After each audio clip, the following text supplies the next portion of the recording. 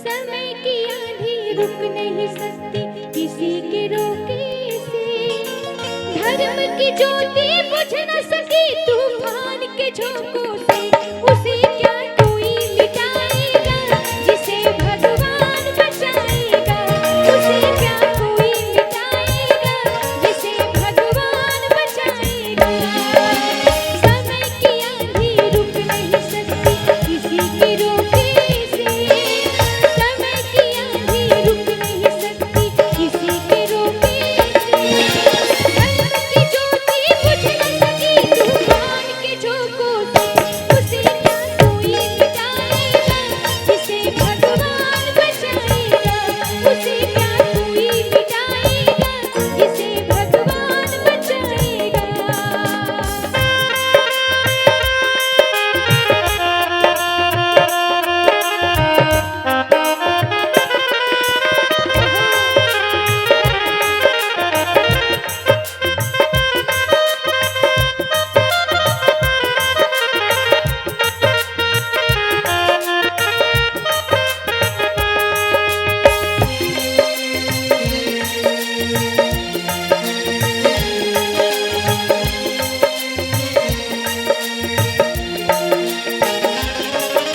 कहते हैं समय कभी कभी खराब जो होता है इंसान के लिए नहीं, कभी कभी खराब समय भगवान के लिए भी हो जाता है।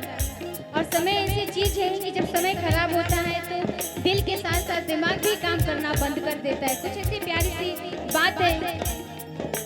धर्म ध्वजा धारी अर्जुन भीम नकुल से बलशाली। हार गए कौरवों से जुए में अपनी घरवाली नारी। कहते हैं द्रौपदी के पूरे एक नहीं, दो नहीं, तीन नहीं, पूरे 5 पति थे।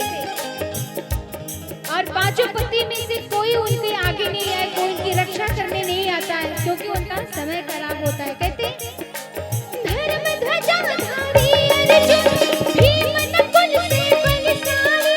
हार गए कौरवों से जुए में अपनी घरवाली नारी। अपनी घरवाली नारी। लेकिन जब समय खराब होता है तो दिल के साथ साथ दिमाग भी काम करना बंद कर देता है। कैसे वो द्रौपदी बिचारी, द्रौपदी बिचारी, वो द्रौपदी बिचारी क्या करती, द्रौपदी बिचारी क्या करती। और क्या जैसे हरण हो गया था मां सीता का धोखे से। जैसे हरण हो गया था मां सीता का धोखे से। धर्म की ज्योति बुझ न सकी तूफान के झोंकों से। उसे क्या कोई मिटाएगा जिसे भगवान बचाएगा। उसे क्या कोई मिटाएगा जिसे भगवान बचाएगा।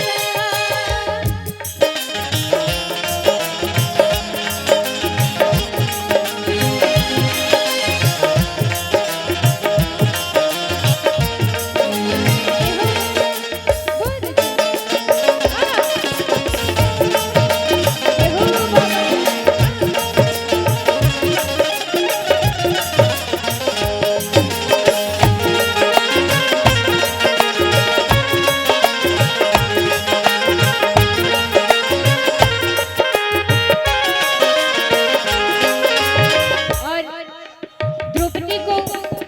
द्रौपदी अपने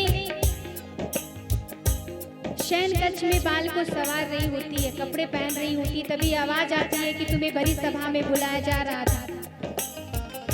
द्रौपदी सोचती है कि मैं तो कभी घूमता खोल के समाज के सामने कभी गई नहीं, लोग ऐसे हमें बुला रहे हैं। द्रौपदी नहीं आई और दुर्योधन और दुशासन जाते हैं, बाल पकड़ कर लेके आते हैं। ये बात जब द्रौपदी अपने ऊपर देखती, सबसे सभा में बैठे हुए सभी से गिड़गिड़ा के बोलती है, हाथ जोड़ के बोलती है मुझे बचा लो, मेरी इज्जत बचा लो। लेकिन कोई सामने नहीं आता है। कैसे? क्योंकि वो समय खराब होता है। 5 पांडव सर को झुकाए बैठे आंखें नीच कर। बाल पकड़ कर पांचाली का लाया गया जब खींच कर।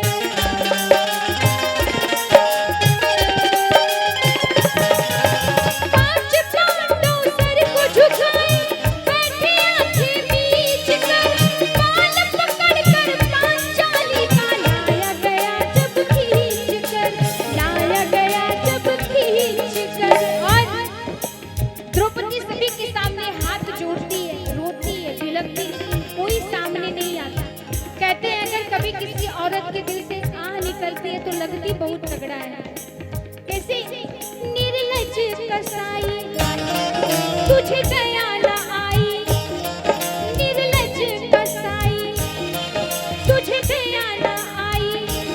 उसके बाद भी दुष्ट दुशासन न माना, रोके टोके से दुष्ट दुशासन न माना, रोके टोके से। धर्म की ज्योति बुझ न सकी तूफान के झोंकों से, उसे क्या कोई मिटाएगा जिसे भगवान बचाएगा, उसे क्या कोई मिटाएगा जिसे भगवान बचाएगा।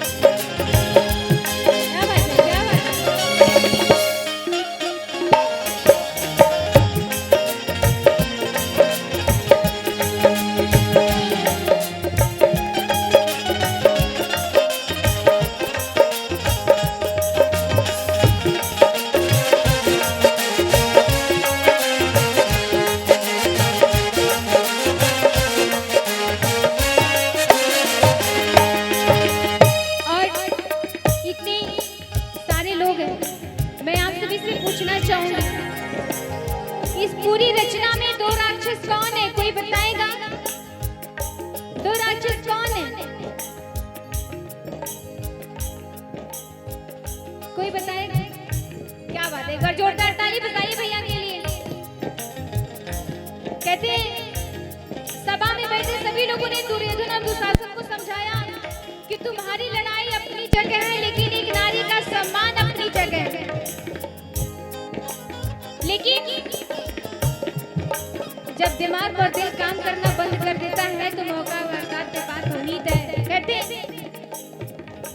खड़े शिकारी तो राक्षस एक हिरणी की खाक में, बोली द्रौपद लाज भैया तुम्हारे हाथ में।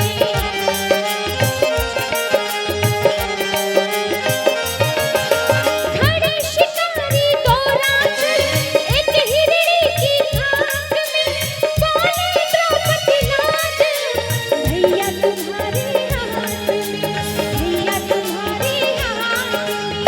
अच्छा, द्रौपदी के भैया कौन थे? कोई बताएगा? क्या बात है, क्या बात है, बड़ी बड़ी समझदार भक्त है। एक बार जोरदार ताली अपने लिए बजाइएगा, जोरदार। कहते कृष्ण जी ने वादा किया था कि बहन कभी भी तुमको मेरी जरूरत पड़ेगी तो मुझे याद करना, कोई नहीं आएगा, तेरा भाई वहां पे पहुंचेगा। द्रौपदी जी ने देखा कि कोई मेरी इज्जत बचाने नहीं आ रहा। द्रौपदी जी को याद आया कृष्ण कन्हैया की। उन्होंने कृष्ण कन्हैया को आवाज लगाया, कृष्ण कन्हैया जी नहीं आए। फिर द्रौपदी जी ने आधी अधूरी, कहते कि जब भी हम कभी प्रभु पे आधा अधूरा विश्वास करते तो प्रभु हमारा काम नहीं करते।